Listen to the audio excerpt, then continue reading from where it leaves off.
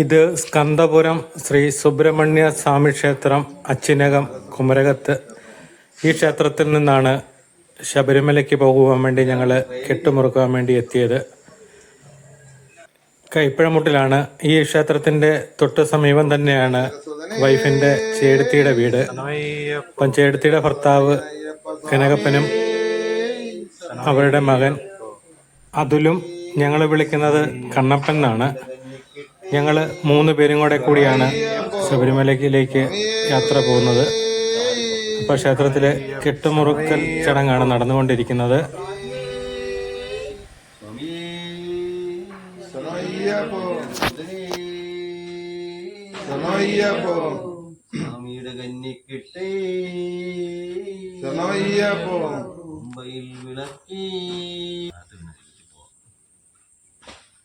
സ്വാമി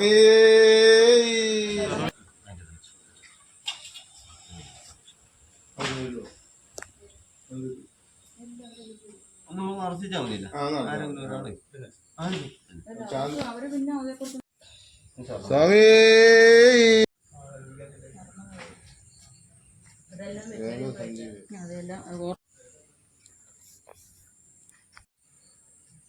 ഇതിനകത്തോണ്ട് കാണിപ്പം കേട്ടോ, അവിടെ എടുത്ത് ഇടാനുള്ളതാണ്.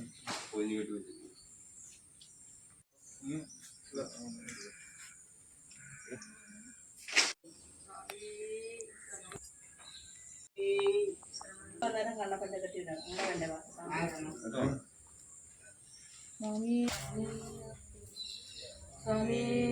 ആഴ്ച കഴിഞ്ഞാൽ പോകണം. ഭക്ഷണ സാധനങ്ങളൊക്കെ ഇട്ട് പോണ സമയത്ത്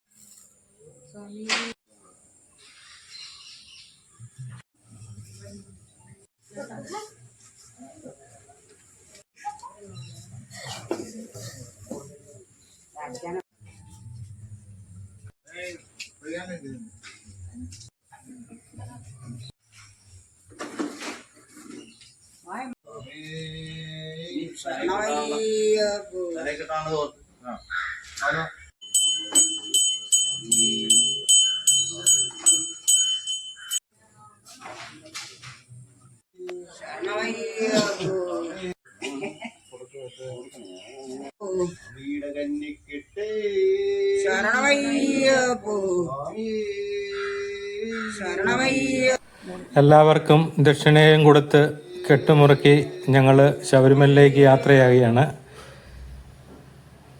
ഇപ്പോൾ നല്ല തിരക്കാണെന്നാണ് അറിയാൻ സാധിച്ചത്. ഓൺലൈൻ ബുക്കിംഗ് ചെയ്തിട്ട് വേണം സാധാരണ പോകാൻ വേണ്ടി. പക്ഷേ ഞങ്ങൾക്ക് ഓൺലൈൻ ബുക്ക് ചെയ്യാൻ പറ്റിയില്ല. എന്തായാലും ശബരിമല ദർശനത്തിനായിട്ട് ഞങ്ങൾ ഇവിടുന്ന് യാത്രയാവുകയാണ്. ഞങ്ങൾ പോകുന്ന സമയത്താണ് തമിഴ്നാട് മുഖ്യമന്ത്രി സ്റ്റാലിൻ ഒക്കെ ഈ റൂട്ടിൽ സഞ്ചരിക്കുന്നത്. അവരുടെ വാഹനവ്യൂഹമാണ് ഈ വരുന്നത്.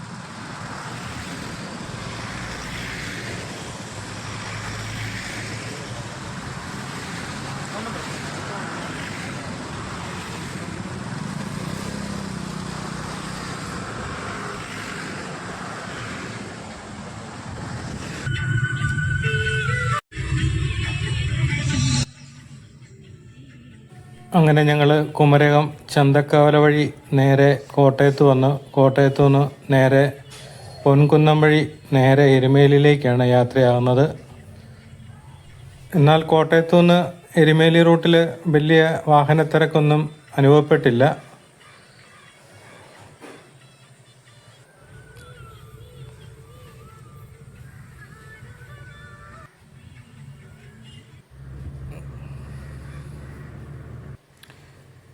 അങ്ങനെ ഞങ്ങൾ എരുമേലി ശ്രീധർമ്മശാസ്താ ക്ഷേത്രത്തിലും ബാവരി പള്ളിയിലും എല്ലാം മൊത്തം ഒന്ന് അവിടുത്തെ ക്ഷേത്രങ്ങളിലെല്ലാം ഒന്ന് കയറിയിട്ട് വേണം ശബരിമലയിലേക്ക് പോകാമെന്ന് കണക്കൂട്ടിയാണ് പോയത്.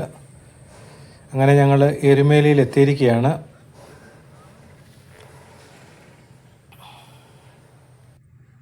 രാവിലെ മുതൽ മഴയുടെ ശല്യമുണ്ടായിരുന്നു. എങ്കിലും ഇടയ്ക്കിടയ്ക്കെല്ലാം മാറി മാറി മഴ വന്നുകൊണ്ടിരിക്കുകയാണ്. എരുമേലി വന്നപ്പോഴത്തേന് മഴ സ്വല്പം കുറഞ്ഞതായിട്ട് തോന്നി. ശബരിമലയിലൊക്കെ നല്ല മഴയാണെന്നാണ് അറിയാൻ സാധിച്ചത്. എരുമേലിയിൽ നല്ല തിരക്കായിട്ടുണ്ട്. ആദ്യം ഇവിടുത്തെ വലിയൊരു പ്രശ്നം എന്ന് പറഞ്ഞാൽ വാഹന പാർക്കിംഗ് ആണ്. അപ്പോൾ എരുമേലി ടൗണിൽ നിന്ന് ക്ഷേത്രത്തിൻ്റെ പുറകിലോട്ട് റോഡുണ്ട്. ആ സൈഡിൽ ഞങ്ങൾ കൊണ്ടുപോയി വാഹനം പാർക്ക് ചെയ്തു. അതിനുശേഷം ബാവരി പള്ളിയിലേക്കാണ് ഞങ്ങൾ കിടക്കുന്നത്. ബാവരി പള്ളിയിലൊക്കെ നല്ല തിരക്കാണ്.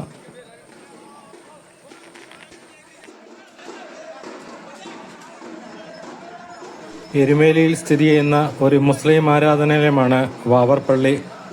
ഏകദേശം 500 വർഷത്തിലേറെ പഴക്കമുണ്ടെന്നാണ് വിശ്വസിക്കുന്നത്. 2001 പുതിയ പള്ളി നിർമ്മിക്കപ്പെട്ടത്. ഈ പള്ളി വലിയമ്പലത്തിനും ചെറിയമ്പലത്തിനും ഈ 2 ക്ഷേത്രങ്ങളുടെ ഇടയിലായിട്ടാണ് സ്ഥിതി ചെയ്യുന്നത്. അയ്യപ്പസ്വാമിയുടെ സുഹൃത്തായ വാവർ സ്വാമിയുടെ പേരിലുള്ളതാണ് ഇതെന്നാണ് ഐതിഹ്യം. ശബരിമല ദർശനത്തിന് എത്തുന്ന എല്ലാവരും ഈ ആരാധനാലയത്തിലും കയറിയിട്ടാണ് പോകുന്നത്. ഇവിടെ ഭക്തർക്ക് തേങ്ങ ഉടയ്ക്കാനുള്ള സംവിധാനം എല്ലാം പള്ളിയിൽ ഏർപ്പെടുത്തിയിട്ടുണ്ട്. എരുമേലി എന്നത് മതസൗഹാർദ്ദത്തിൻ്റെ നാടാണ്. ഈ ആരാധനാലയത്തിന് നൈനാർ പള്ളി എന്നൊരു പേരും കൂടെയുണ്ട്.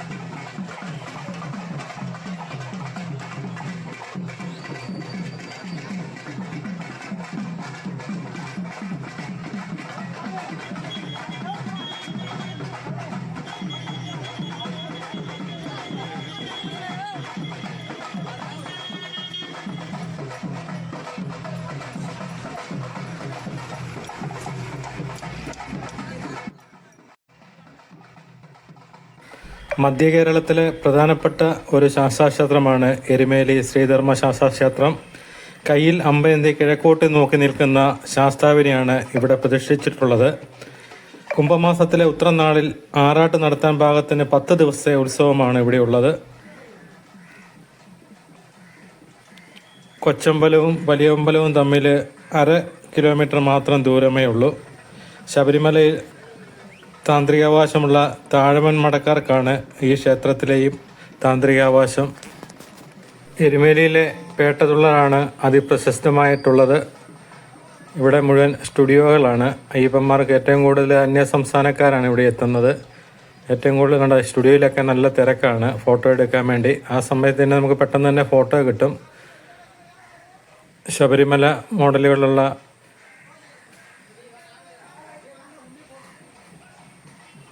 രൂപങ്ങളെല്ലാം ഇവിടെ അവർ റെഡിയാക്കി വച്ചിട്ടുണ്ട്.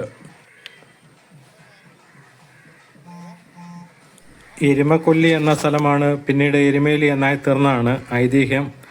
അയ്യപ്പൻ മഹിഷിയെ വധിച്ചത് ഈ എരുമേലിയിൽ വെച്ചാണെന്നുള്ള വിശ്വാസമുണ്ട്.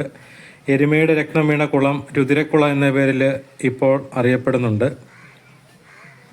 അതുപോലെ അയ്യപ്പൻ താമസിച്ച എരുമേലി പുത്തമ്പീട് ഈ ടൗണിൻ്റെ തൊട്ട് സമീപത്ത് തന്നെയാണ്.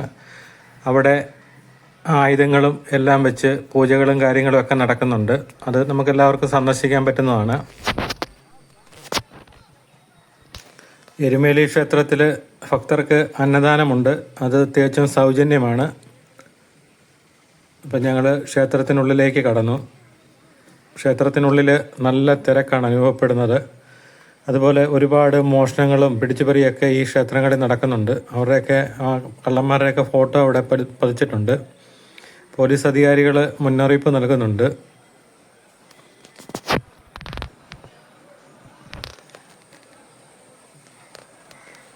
ഈ പരിസരങ്ങൾ മുഴുവൻ സ്റ്റുഡിയോക്കാരെ കൊണ്ടാണ് നിറഞ്ഞിരിക്കുന്നത്.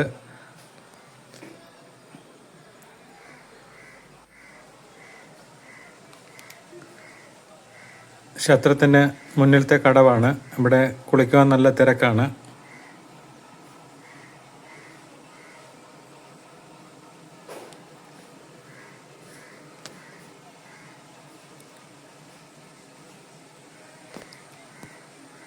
ഞങ്ങളിവിടെ വന്ന സമയം അന്നദാനത്തിൻ്റെ സമയത്താണ് ഞങ്ങളിവിടെ എത്തുന്നത്.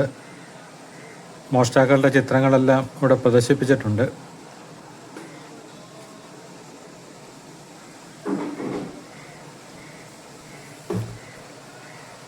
അപ്പം ഞങ്ങൾ അന്നദാനത്തിന് ടോക്കൺ എടുത്തിട്ട്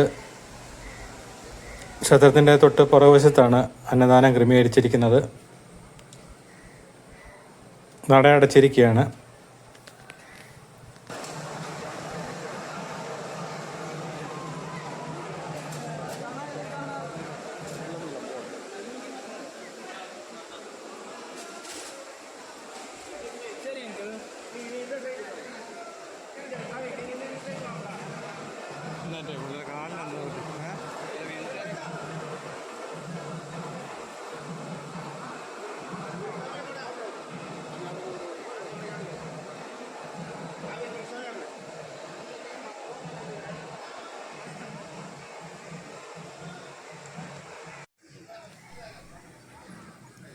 അന്നദാനത്തിൽ പങ്കുകൊണ്ടതിന് ശേഷം ഞങ്ങൾ അയ്യപ്പൻ്റെ പൂങ്കാവനത്തിലെ 18 മലകളിലൊന്നായ തലപ്പാറ മലയിലേക്കാണ് ഞങ്ങൾ പോകുന്നത്. കൊച്ചമ്പലത്തിൻ്റെ സമീപത്താണ്. മഴ വീണ്ടും ശക്തി പ്രാപിച്ചുകൊണ്ടിരിക്കുകയാണ്.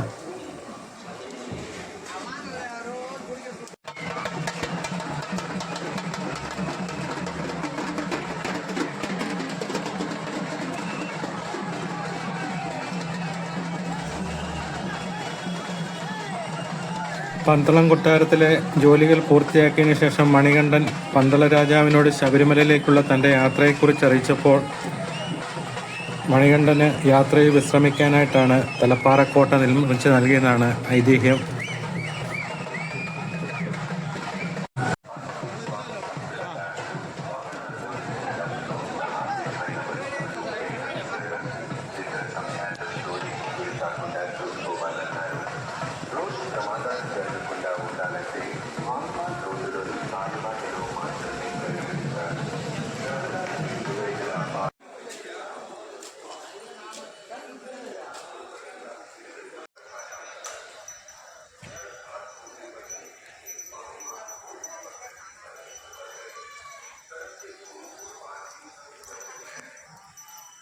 ഇതാണ് തലപ്പാറമല. ഇവിടെ തേങ്ങ ഉടച്ചതിന് ശേഷമാണ് ശബരിമലയിലേക്ക് നമ്മൾ യാത്രയാകുന്നത്.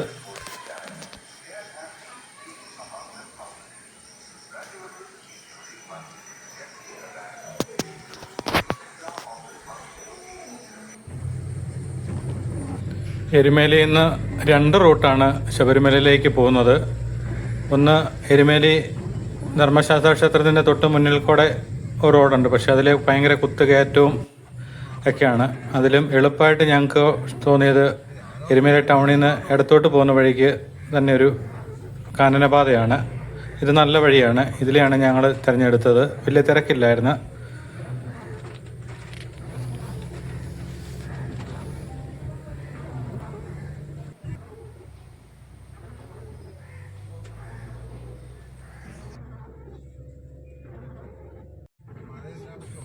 ഈ റൂട്ടിൽ അധികം വാഹന തിരക്കൊന്നും അനുഭവപ്പെട്ടില്ല. നല്ല മഴയാണ് പെയ്തുകൊണ്ടിരിക്കുന്നത്.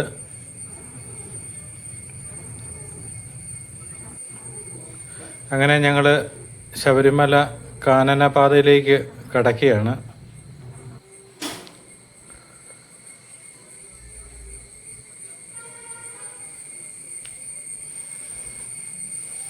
ശബരിമല റൂട്ടിൽ വാഹനയാത്രക്കാർ ശ്രദ്ധിക്കേണ്ട കാര്യമെന്ന് പറയുന്നത്, പരിചയമില്ലാത്തവർ ഈ റൂട്ടിൽ വരുമ്പോഴത്തേന് ഇതിന് വലിയ കുത്തുകയറ്റങ്ങളെ കുത്തിറക്കങ്ങളെ ഒക്കെയാണ്. ഇതുകൊണ്ടൊക്കെയാണ് പല വാഹനങ്ങളും അപകടത്തിൽപ്പെടുന്നത്.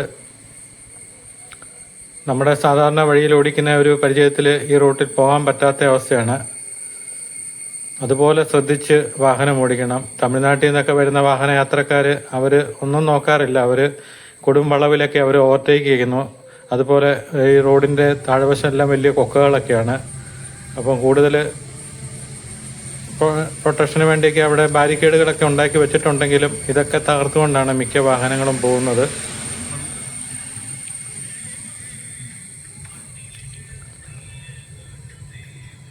ധാരാളം വാഹനങ്ങളാണ് ഈ ശബരിമല യാത്രയിൽ അപകടത്തിൽപ്പെടുന്നത്. അതിൻ്റെ പ്രധാന കാരണമെന്ന് പറയുന്നത് ഈ റോഡുമായിട്ടുള്ള പരിചയക്കുറവ് കൊണ്ടാണ്.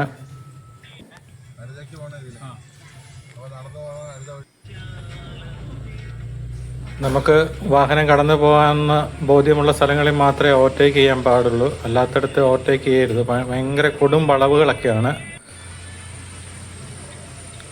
അതുപോലെ മൂടൽ മഞ്ഞുണ്ട്. മഴ പെയ്യുന്ന സമയത്തൊക്കെ അതുപോലെ ശ്രദ്ധിക്കണം. വാഹനങ്ങളൊക്കെ ഇറങ്ങി വരുന്നത്, അവരൊക്കെ ചിലപ്പം ഗിയർ ഒന്നും ഡൗൺ ചെയ്യാതെ വന്ന ഗിയറിൽ തന്നെയാണ് കൂടുതലും വാഹനങ്ങളൊക്കെ ഇറങ്ങി വരുന്നത്. അതൊക്കെയാണ് കൂടുതൽ അപകടത്തിലേക്ക് വഴിതെളിക്കുന്നത്.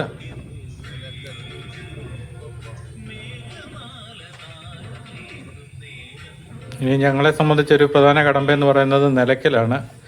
നിലയ്ക്കൽ വാഹനത്തിൻ്റെ പാസ് അവിടെ നിന്നാണ്. നമുക്ക് എവിടെ പാർക്കിംഗ് സ്ഥലങ്ങളെല്ലാം ക്രമീകരിക്കുന്നത് നിലയ്ക്കലാണ്. അപ്പം നമ്മൾ വാഹനം ഇട്ടിട്ട് വേണം അവിടെ നിന്ന് ശബരിമലയിലേക്ക് പോകാൻ വേണ്ടി.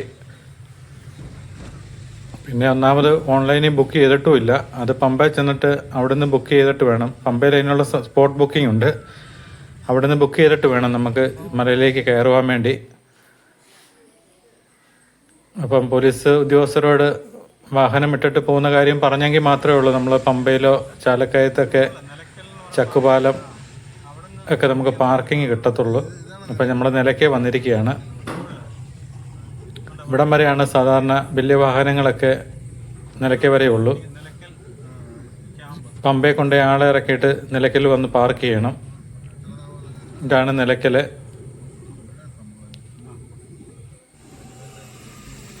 അപ്പം നമുക്ക് സ്വപ്പം കൂടെ മുന്നോട്ട് ഞങ്ങൾ കയറ്റി നിർത്തി. എന്നിട്ട് അവിടെ പോലീസ് ഉദ്യോഗസ്ഥരുണ്ട് ചെക്കിങ്ങിന്.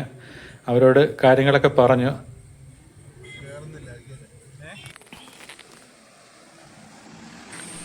ഏതായാലും പോലീസ് ഉദ്യോഗസ്ഥർ ഞങ്ങൾക്ക് KSRTCയുടെ സമീപം ചക്കുപാലത്ത് പാർക്കിംഗ് തന്നു.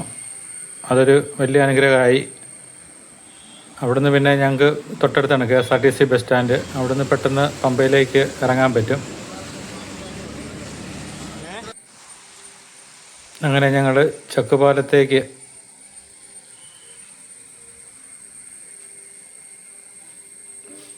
നിലയ്ക്കൽ പമ്പ 20 കിലോമീറ്ററോളം ഉണ്ട്.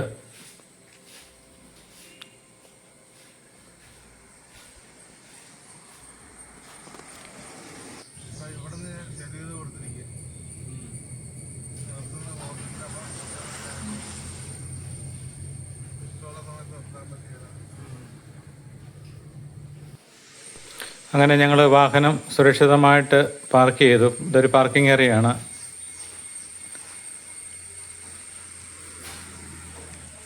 ഇപ്പോൾ ഇവിടുന്ന് ബസ് സ്റ്റാൻഡ് തൊട്ടടുത്താണ് ബസ് സ്റ്റാൻഡ് KSRTC. അവിടെ വന്നു അവിടുന്ന് പമ്പയിലേക്ക്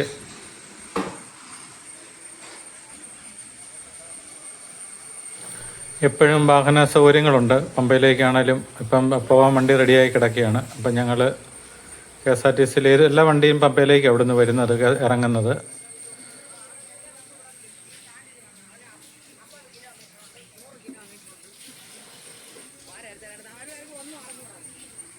ഇപ്പം ഞങ്ങളൊരു KSRTCയിൽ നേരെ പമ്പയിലേക്ക് ഇറങ്ങിയാണ്.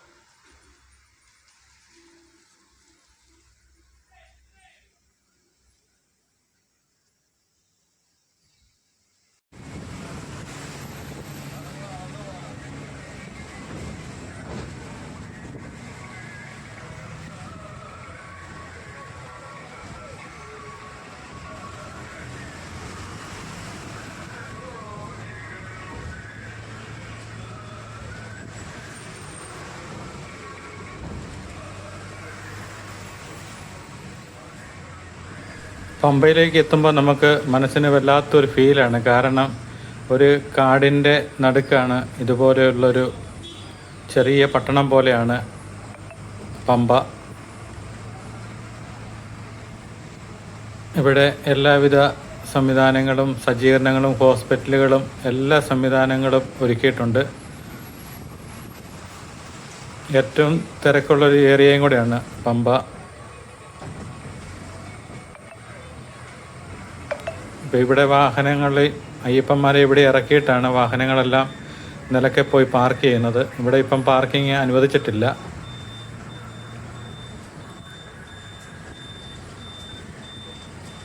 KSRTC ആണ് കൂടുതലും സർവീസ് ഇവിടെ നടത്തിക്കൊണ്ടിരിക്കുന്നത്.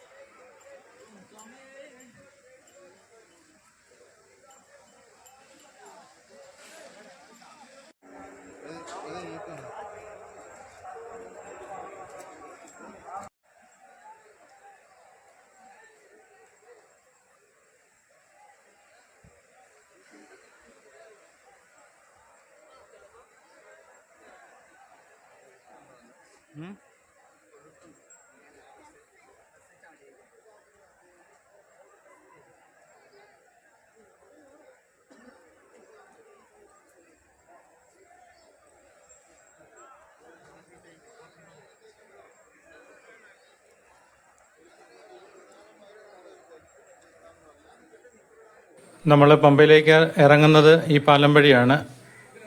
പമ്പയാറിൻ്റെ മുകളിൽ കൂടെയുള്ള പാലം. ഇതിവിടെ വൺ വേ സംവിധാനമാണ്. തിരിച്ചിറങ്ങി വരുന്നത് തൊട്ടപ്പുറത്ത് ത്രിവേണി എന്ന് പറഞ്ഞ ഒരു പാലമുണ്ട്. അതുവഴിയാണ് നമ്മൾ ഇറങ്ങി വരുന്നത്.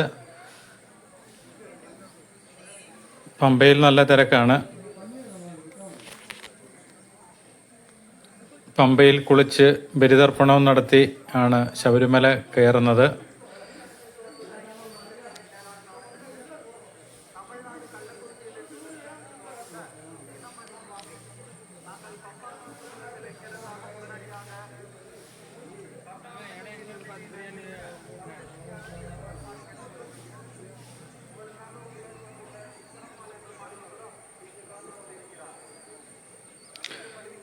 രാവിലെ തൊട്ട് തുടങ്ങിയ മഴയും തണുപ്പുമാണ്.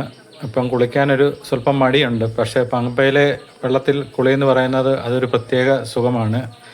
കാരണം നമ്മുടെ മുഴുവൻ ക്ഷീണങ്ങളും, ശരീരത്തെ മുഴുവൻ ക്ഷീണങ്ങളും എല്ലാം പമ്പയിലെ ഒരു കുളി കൊണ്ട് മാറും.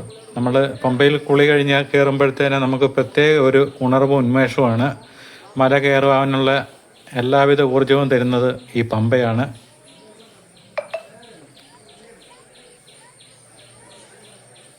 പുണ്യ നദിയാണ് പമ്പ. പക്ഷെ അത് നമ്മുടെ അയ്യപ്പന്മാരൊക്കെ ഇവിടെ വന്ന് വസ്ത്രങ്ങളെല്ലാം ഇവിടെ ഊരിയിട്ട് അത് മലിനപ്പെടുത്തിക്കൊണ്ടിരിക്കുകയാണ്. ഇവിടുത്തെ ജോലിക്കാർ അതെല്ലാം ക്ലീൻ ചെയ്യുന്നുണ്ട്. പക്ഷേ ഓരോ പ്രാവശ്യവും ഇവിടെ എല്ലാം അനൗൺസ്മെൻ്റ് ഉണ്ട്, ഒരു കാരണവശാലും മാലിന്യം നിക്ഷേപിക്കരുതെന്ന് പറയുന്നുണ്ട്. പക്ഷേ അതൊന്നും ആരും കേൾക്കുന്നില്ല. അതുപോലെ ഇവിടെയാണ് ഓൺലൈൻ സ്പോട്ട് ബുക്കിംഗ്. മലയിൽ നമ്മൾ ശബരിമലയ്ക്ക് കയറാൻ വേണ്ടി ഇവിടെ നിന്നാണ് നമുക്ക് പാസ് കിട്ടുന്നത്. അപ്പോൾ പാസ് എടുക്കാൻ നേരത്ത് ഒരാൾ വന്നാൽ പോരാ, എത്ര പേര് വേണോ, നമ്മുടെ കൂട്ടത്തിൽ എത്ര പേരുണ്ടോ അത്രയും പേര് ഒരുമിച്ച് എന്നെങ്കിലാണ് പാസ് എടുക്കാൻ പറ്റത്തുള്ളൂ. കാരണം എല്ലാവരുടെയും ഫോട്ടോ അവിടെ എടുക്കുന്നുണ്ട്, തിരിച്ചറിയൽ. അതിന് വേണ്ടി നമ്മുടെ തിരിച്ചറിയൽ കാർഡ് കൊടുക്കണം. അത് വെച്ച് നമ്മുടെ ഫോട്ടോയും എല്ലാം ഇവരെടുക്കുന്നുണ്ട്. അത് സുരക്ഷയുടെ ഭാഗമായിട്ടാണ്. ഇപ്പോൾ സാധാരണ മിക്കവരും ഓരോ കൂട്ടമായിട്ടൊക്കെ വരുമ്പം 10-50 പേരുണ്ടെങ്കിൽ പോലും അവർ ഒരാളെ പറഞ്ഞു വിടും. അതൊരു കാരണവശാലും പാടില്ല. കാരണം നമ്മൾ എത്ര പേരുണ്ടോ അത്രയും പേരും ഒരുമിച്ച് അക്കൗണ്ടിൽ ചെല്ലണം. അതിനുള്ള സംവിധാനമൊക്കെ ഇവിടെ ഏർപ്പാടായി ചെയ്തിട്ടുണ്ട്. അതുപോലെ പമ്പയിൽ അന്നദാനം ക്രമീകരിച്ചിട്ടുണ്ട് ദേവസ്വം ബോർഡിൻ്റെ. ഭക്ഷണം എല്ലാം നല്ല ഭക്ഷണം തന്നെയാണ്. നമ്മളിപ്പോൾ എരുമേലിയിൽ നിന്ന് കഴിച്ചു. അതുപോലെ പമ്പയിലും നല്ല ഭക്ഷണം തന്നെയാണ് നമുക്ക് ദേവസ്വം ബോർഡ് ക്രമീകരിച്ചിരിക്കുന്നത്. ഇതെല്ലാം സൗജന്യമായിട്ടാണ് ഇതെല്ലാം ചെയ്തു കൊടുക്കുന്നത്.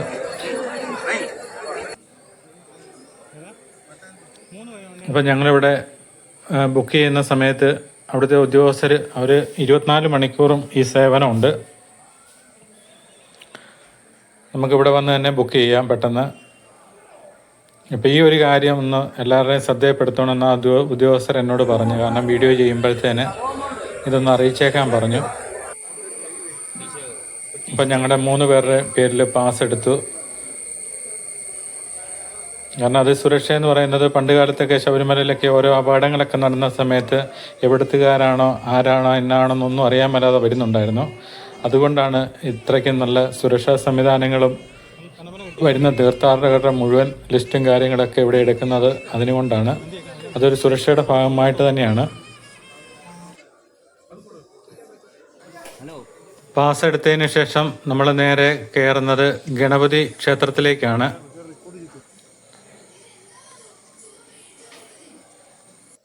ശബരിമല യാത്രയിൽ നിർബന്ധമായിട്ടും നമ്മുടെ ID കാർഡ് കരുതേണ്ടതാണ്.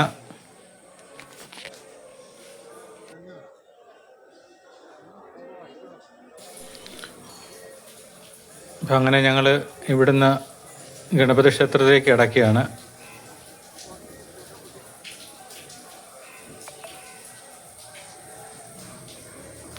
നമ്മളെപ്പോലെ തന്നെ പാസ് എടുക്കാൻ വന്ന ആൾക്കാരാണ് ഇവിടെ നിൽക്കുന്നത്. വെർച്വൽ ക്യൂ ബുക്കിംഗ് സംവിധാനമാണ്.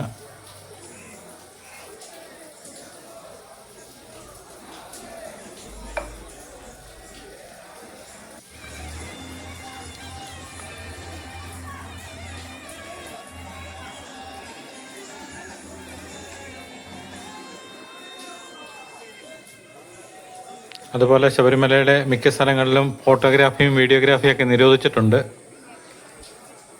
അതുകൊണ്ട് കുറച്ച് സ്ഥലങ്ങളിൽ നമുക്ക് വീഡിയോ എടുക്കാൻ പറ്റത്തില്ല. അതുപോലെ ഗണപതി ക്ഷേത്രത്തിലേക്ക് കയറുമ്പം പോലീസിൻ്റെ കർശന പരിശോധനയുണ്ട്.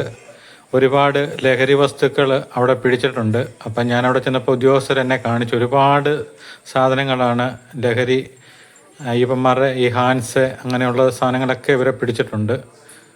അപ്പം ഞാൻ നിൽക്കുമ്പം തന്നെ 1-2 പേരുടെ കയ്യിൽ നിന്ന് ഇതൊക്കെ പിടിക്കുന്ന കണ്ടു. അങ്ങനെ ഒരു കാരണവശാലും ഇങ്ങനെയുള്ള സാധനങ്ങളുമായിട്ട് ശബരിമല ദർശനത്തിന് മുതിരരുത്.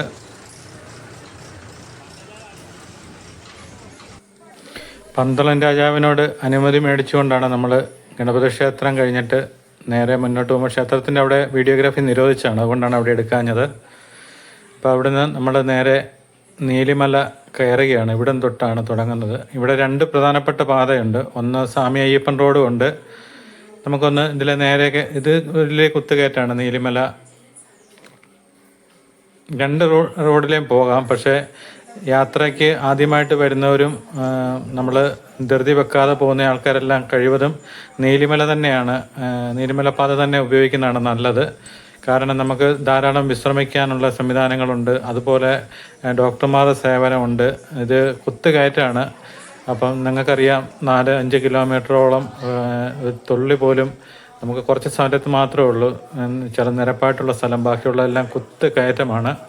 അപ്പം മല കയറുമ്പോഴത്തേന് ആരോഗ്യ പ്രശ്നമുള്ളവർ കഴിവതും എല്ലാ സ്ഥലങ്ങളിലും ഇരുന്ന് ഒക്കെ ഇരിക്കാനുള്ള സംവിധാനങ്ങളൊക്കെ ഉണ്ട്. ധൃതി വെച്ച് ആരും മല കയറാൻ ശ്രമിക്കരുത്. അതൊക്കെ ഒരുപാട് അപകടത്തിന് വഴി തെളിക്കുന്നുണ്ട്.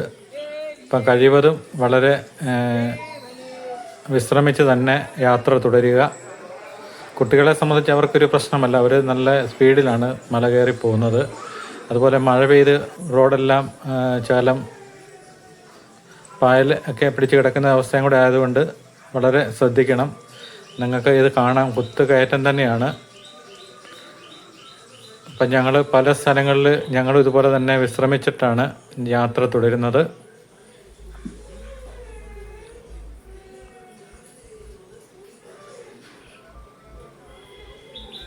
അതുപോലെ സ്വാമി അയ്യപ്പൻ റോഡിൽ വന്നു കഴിഞ്ഞാൽ ഇതുപോലുള്ള സംവിധാനങ്ങളൊന്നും അവിടെ ഇല്ല. അതുകൊണ്ട് കഴിവതും ആൾക്കാർ പോകുന്നത് ഈ റൂട്ടിൽ തന്നെ പോകുന്നതായിരിക്കും നല്ലത്. മലയപ്പുറം എങ്ങനെയുണ്ട് മല കയറിയിട്ട്? ഇങ്ങനെ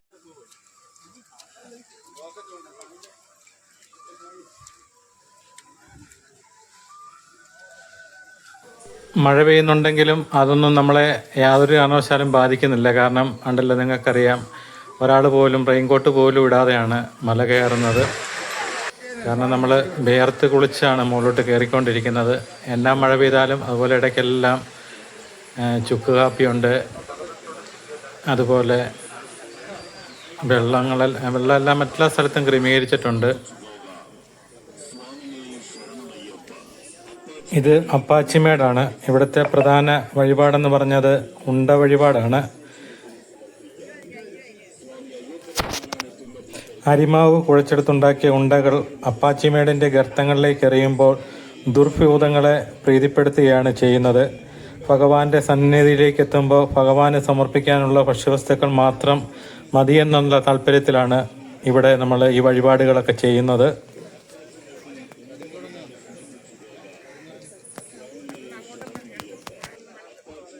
അതോടൊപ്പം മനുഷ്യ മനസ്സിലെ പാപത്തെ അഗാധ ഗർത്തത്തിലേക്ക് ഉപേക്ഷിക്കുന്നതിൻ്റെ പ്രതീകമായിട്ടും ഇതിനെ കാണാം.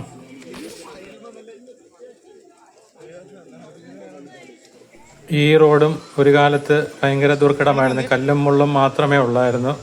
ഇപ്പം നല്ല റോഡൊക്കെ ആണെങ്കിലും നല്ല തറയോടൊക്കെ പാകി, അതുപോലെ എന്നാ മഴ പെയ്താൽ പോലും നമുക്ക് നനയാത്ത രീതിയിലുള്ള ക്രമീകരണങ്ങളൊക്കെ ചെയ്തിട്ടുണ്ട്. അതുപോലെ 108 ആംബുലൻസ് എല്ലാം സജ്ജമായിട്ടുണ്ട്.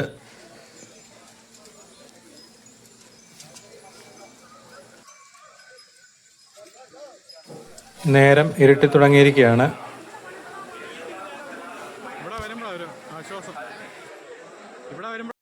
ഇത് അപ്പാച്ചിമേട് ടോപ്പാണ്.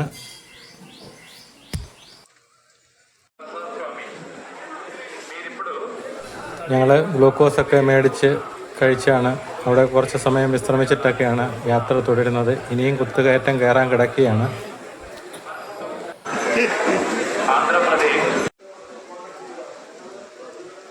നമ്മളിപ്പം ശബരിപീഠത്തിലേക്കാണ് എത്തുന്നത്. ശബരിമലയുടെ മുകളിൽ സ്ഥിതി ചെയ്യുന്ന ഒരു കുന്നിൻ മുകളാണ് ശബരിപീഠം.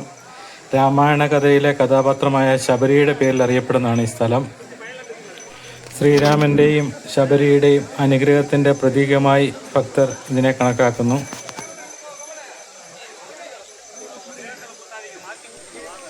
ശബരിപീഠത്തിലും ഭക്തർ ഇവിടെ ശരം കുത്തുകയും അതുപോലെ നാളികേരം മുടയ്ക്കുകയും എല്ലാം ചെയ്യുന്നുണ്ട്.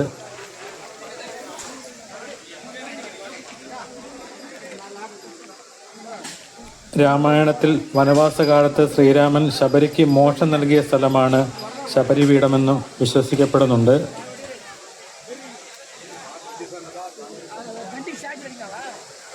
ഇവിടെ ഒരു പ്രത്യേക സന്തോഷവും കൂടെ ഉണ്ട്. കാരണം ഇവിടെ ഒരു നനയാതിരിക്കാനൊരു ഷെഡിൻ്റെ അടിയിൽ ഭജനകൾ നടക്കുന്നുണ്ട്. ഒരുപാട് ആൾക്കാർ പാട്ടുമൊക്കെ ആയിട്ട് അതൊരു മനസ്സിന് നല്ലൊരു നമുക്ക് മല കയറി വരുന്നതിൻ്റെ ക്ഷീണം എല്ലാം മാറുന്നുണ്ട്.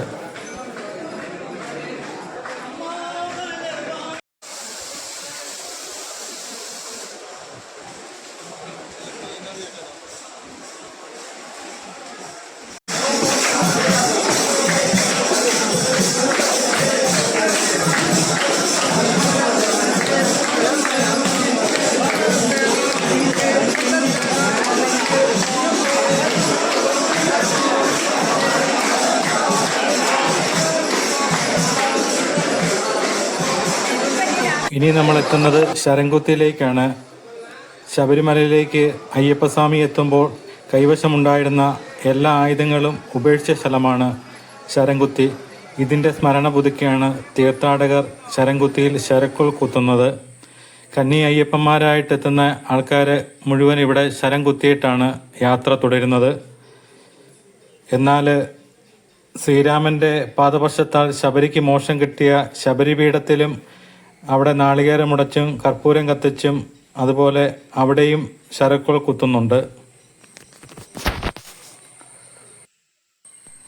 അങ്ങനെ നമ്മൾ മരക്കൂട്ടം കടന്ന് നടപ്പന്തലിലേക്ക് പ്രവേശിച്ചിരിക്കുകയാണ്.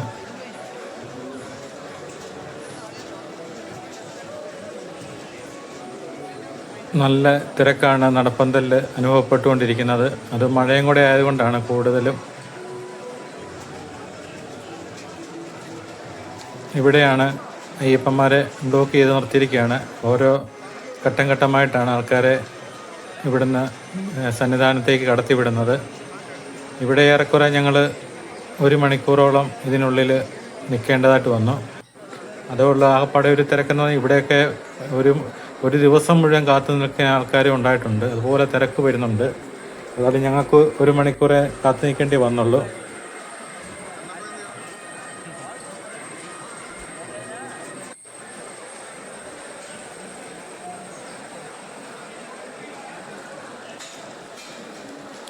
അതുപോലെ ഈ നടപ്പന്തലിൽ എത്തുന്ന ആൾക്കാർക്ക് ബിസ്ക്കറ്റും എല്ലാം ഇവിടെ തന്നെ ദേവസ്വം കൊടുക്കുന്നുണ്ട്.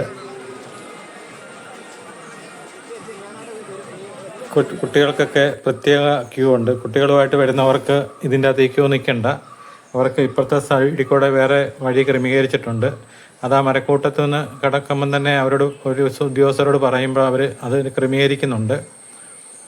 പണ്ടൊക്കെ നടപ്പന്തലിൽ കുട്ടികളുമൊക്കെ ആയിട്ട് നിന്ന് ഒരുപാട് ആൾക്കാർ ബുദ്ധിമുട്ടുന്നുണ്ട്. അതിന് പരിഹാരമായിട്ടാണ് ഇപ്പോൾ ഇത് ചെയ്തിരിക്കുന്നത്. അതൊരു നല്ല ക്രമീകരണമാണ്. അപ്പം നമ്മൾ 18-ാം പടിക്ക് തൊട്ട് താഴെ എത്തിയിരിക്കുകയാണ്.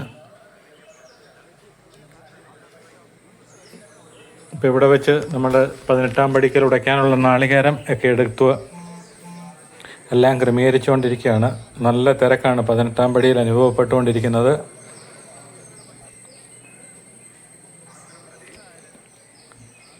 ക്ഷേത്രത്തിന് ഇടത് സൈഡിലായിട്ടാണ് ആഴി കാണുന്നത്. നല്ല മഴ പെയ്തിട്ട് പോലും ധാരാളം നെയ്ത്തേങ്ങകൾ ആൾക്കാർ നിക്ഷേപിക്കുന്ന സ്ഥലമാണ്.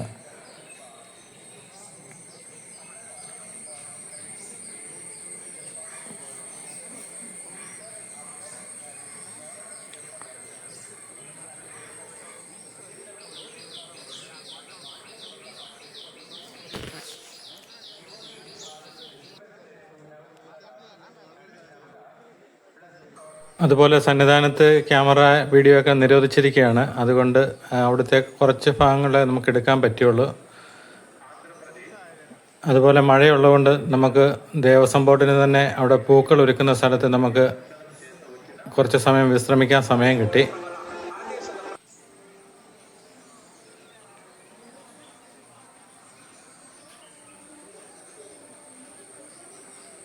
ഇപ്പം ഇവിടെ ഞങ്ങൾ കെട്ടുതാത്ത് പ്രസാദം കൂട്ടാനുള്ള ഒരുക്കത്തിലേക്ക് കടന്നു.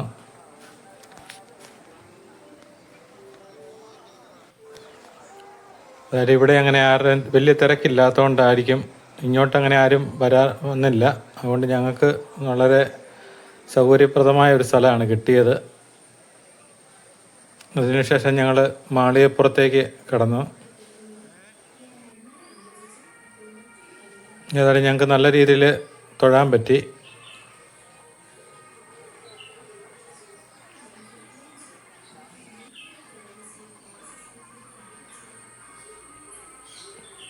മാളികപ്പുറത്തും മണിമണ്ഡപത്തും എല്ലാം നല്ല രീതിയിൽ ഞങ്ങൾക്ക് ധാരാളം സമയം ചെലവഴിക്കാൻ പറ്റി. സന്നിധാനത്തും ദേവസ്വം ബോർഡിൻ്റെ അന്നദാന മണ്ഡപമുണ്ട്. ഇത് മേൽശാന്തിയുടെ റൂമാണ്. അവിടെ എല്ലാം ഞങ്ങൾ സന്ദർശിച്ചു. മാളികപ്പുറത്തിലെ മേൽശാന്തിയും അതിനുശേഷം ഞങ്ങൾ അവിടെ കൂപ്പൺ എടുത്തിട്ട് അന്നദാന മണ്ഡപത്തിലേക്ക് കയറി. നല്ല ഭക്ഷണമാണ് ഇവിടെയും ഒരുക്കിയിരിക്കുന്നത്.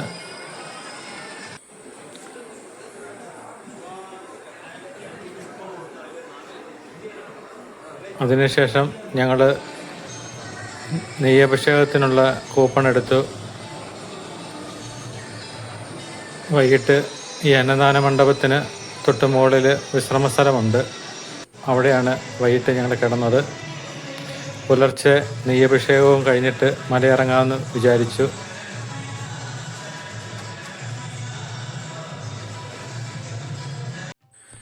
ശബരിമല സന്നിധാനത്തെത്തുന്ന ഓരോ ഭക്തന്റെ മനസ്സിനും കാതിനും കുളിർമയേകുന്ന ഒരു ഗാനമാണ് ഹരിവരാസനം എന്ന അയ്യപ്പന്റെ ഉറക്കുപാട്ട്.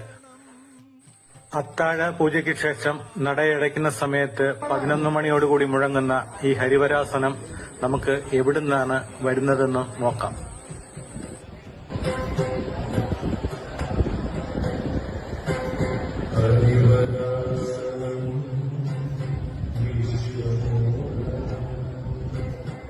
ഹരിവരാസനം കേട്ടുകൊണ്ട് ഞങ്ങൾ അന്ന് ശബരിമലയിൽ അന്തി ഉറങ്ങി. എന്നിട്ട് പുലർച്ചെ സുപ്രഭാതം കേട്ടുകൊണ്ടാണ് ഉണർന്നത്. അപ്പോൾ നെയ്യഭിഷേകത്തിന് പോകാനുള്ള ഒരുക്കങ്ങളെല്ലാം ഞങ്ങൾ ക്രമീകരിച്ചു. അതുപോലെ ശബരിമല തീർത്ഥാടനത്തിന് എത്തുന്നവർ ശ്രദ്ധിക്കേണ്ട ഒരു കാര്യമാണ്, നെയ്യഭിഷേകത്തിന് നമ്മൾ പോകുമ്പോഴത്തേന് ഒരാൾ മാത്രമാണ് സാധാരണ പോകാറ്. നെയ്യഭിഷേകത്തിൽ നമ്മൾ നെയ്യെടുത്ത് പാത്രത്തിലാക്കി ഒരാൾ മാത്രമാണ് പോകാറ്. പക്ഷേ അത് ഒഴിവാക്കുക. എന്നിട്ട് നമ്മൾ എത്ര പേര് വന്നിട്ടുണ്ടോ അത്രയും പേരും ഈ നെയ്യഭിഷേകത്തിന് നെയ്യുമായിട്ട് പോവുകയാണെങ്കിൽ നമുക്ക് വീണ്ടും അവിടെ ചെന്ന് കഴിയുമ്പോൾ അഭിഷേകത്തിന് കൊടുത്തു കഴിയുമ്പോൾ നമുക്ക് വീണ്ടും ശ്രീകോവിലിൻ്റെ ഏറ്റവും തൊട്ട് മുന്നിൽ നിന്ന് ഭഗവാനെ തൊഴുവാനുള്ള ഒരു അവസരവും കൂടി ഉണ്ട്. അപ്പോൾ അത് പാഴാക്കരുത്. അതെന്നാണ് ഏറ്റവും നമുക്ക് നല്ല രീതിയിൽ ഭഗവാനെ തൊട്ടടുത്ത് നമുക്ക് കാണാം. സോപാനത്തിനടുത്ത് നിന്ന് തന്നെ നമുക്ക് കാണാനുള്ള സംവിധാനം നമുക്ക് അവിടെ ദേവസ്വം ബോർഡ് നമുക്ക് തരുന്നുണ്ട്. അത് നെയ്യഭിഷേകത്തിന് കൂപ്പൺ എടുത്തവർക്ക് മാത്രമേ ഉള്ളൂ. അതൊന്ന് ശ്രദ്ധിക്കുക.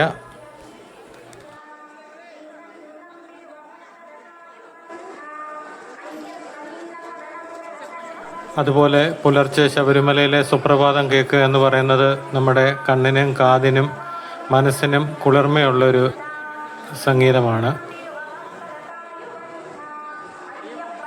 അങ്ങനെ ഞങ്ങൾ നെയ്യഭിഷേകത്തിന് വേണ്ടി സന്നിധാനത്തേക്ക് നീങ്ങുകയാണ്. നല്ല തിരക്കാണ് പുലർച്ചെയായിട്ടും.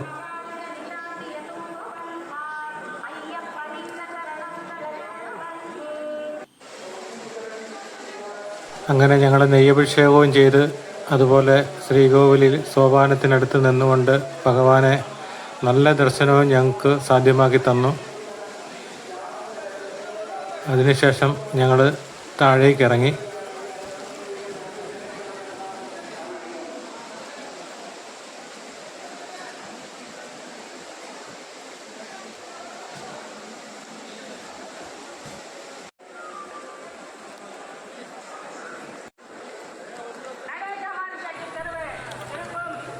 പിന്നീട് ഞങ്ങൾ 18-ാം പടിയുടെ മുൻവശത്ത് വന്നിട്ട് അപ്പോൾ അരവണയെല്ലാം അവിടെയാണ് ഉള്ളത്.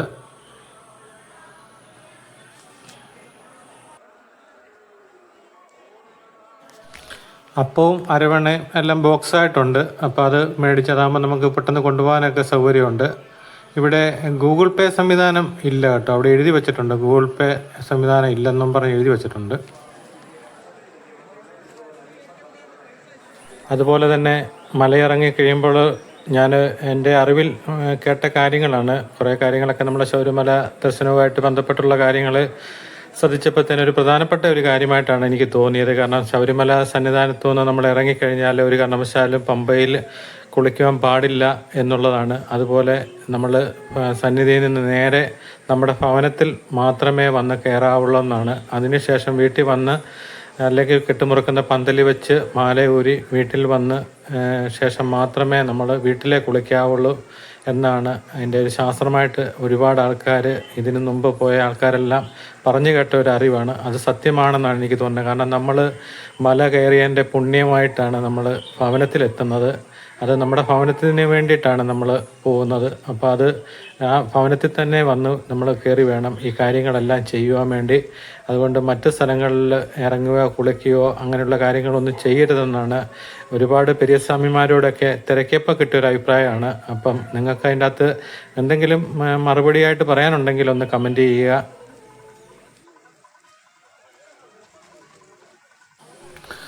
ഞങ്ങൾ തിരിച്ചിറങ്ങിയതും നീലിമല പാത വഴി തന്നെയാണ്. കാരണം മഴയായതുകൊണ്ട് സ്വാമി അയ്യപ്പൻ റോഡിലെ യാത്ര വളരെ എല്ലാവർക്കും ചില ബുദ്ധിമുട്ടാണെന്നുള്ളത് എല്ലാവരും പറഞ്ഞായിരുന്നു. കാരണം ഇവിടെയൊക്കെ ആകുമ്പോൾ സ്റ്റെപ്പും കാര്യങ്ങളൊക്കെ ഉണ്ട്, അവിടെ അതില്ല. അതുകൊണ്ട് നടപ്പ് വലിയ പാടാണ്. പക്ഷെ പെട്ടെന്ന് നമുക്ക് സ്വാമി അയ്യപ്പൻ റോഡിലാണെങ്കിൽ പെട്ടെന്ന് ഇറങ്ങി ചെല്ലാൻ പറ്റും. അങ്ങനെ ഞങ്ങൾ തിരിച്ച് പമ്പയിൽ ഗണപതി കോവിലിൻ്റെ സമീപത്ത് എത്തി.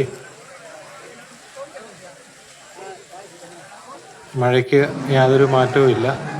പമ്പയിൽ വന്ന് ഞങ്ങൾ ഇവിടെ അന്നദാന മണ്ഡപമുണ്ട്, അവിടെ ഉപ്പുമാവൊക്കെ ആയിരുന്നു. നല്ല ഫുഡായിരുന്നു, നല്ല രുചികരമായ ഭക്ഷണമായിരുന്നു ഇവിടെ. ഇതെല്ലാം സൗജന്യമാണ് ഭക്ഷണമെല്ലാം.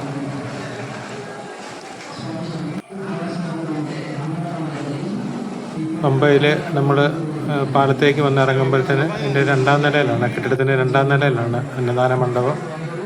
അവിടുന്ന് പിന്നെ നമ്മൾ ഇറങ്ങി പോകുന്നത് ത്രിവേണി പാലത്തിലൂടെയാണ് നമ്മൾ നേരെ പമ്പയിലേക്ക് ഇറങ്ങി വരുന്നത്.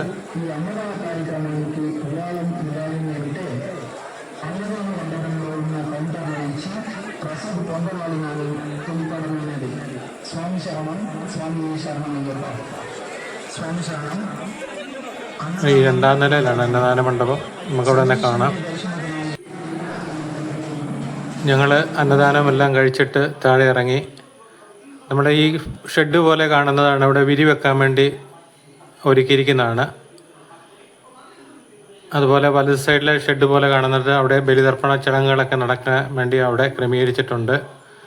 ഇതാണ് പമ്പയിലെ കാഴ്ചകളാണ്. നമ്മൾ ആദ്യം വന്ന സമയത്ത് ഇതെടുക്കാൻ പറ്റിയില്ല.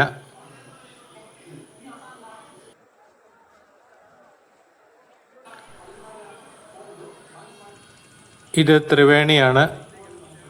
കക്കി പമ്പ നദികളുടെ സംഗമസ്ഥാനമാണ്. തൊട്ടു മുകളിലായിട്ട് കക്കി ഡാമുണ്ട്.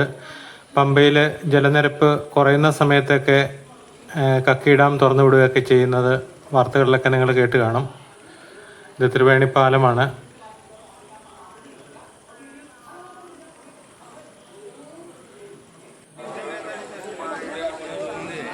അപ്പം നമ്മൾ പമ്പയിൽ KSRTC വന്ന് നിൽക്കുന്നിടത്താണ് വന്നിരിക്കുന്നത്. ഇവിടുന്ന് നമ്മൾ KSRTC കയറി നമ്മുടെ വാഹനം ചെക്കുപാലത്താണ്. അപ്പോൾ നമുക്ക് അങ്ങോട്ട് പോകാം.